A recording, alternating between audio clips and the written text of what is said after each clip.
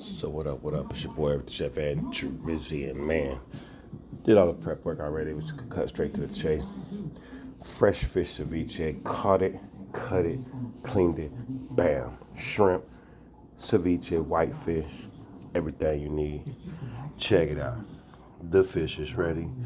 You got the shrimp and everything all good, the cilantro, and we got our peppers. Oh my goodness. And we got, yes, the tomate. We're gonna go ahead and just do this like that there. We're gonna dump that over in there.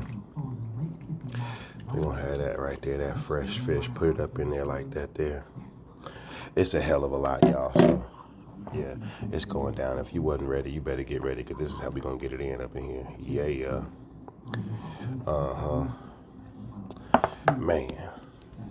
Stay tuned. I'm about to stir it. Taste it. Fire.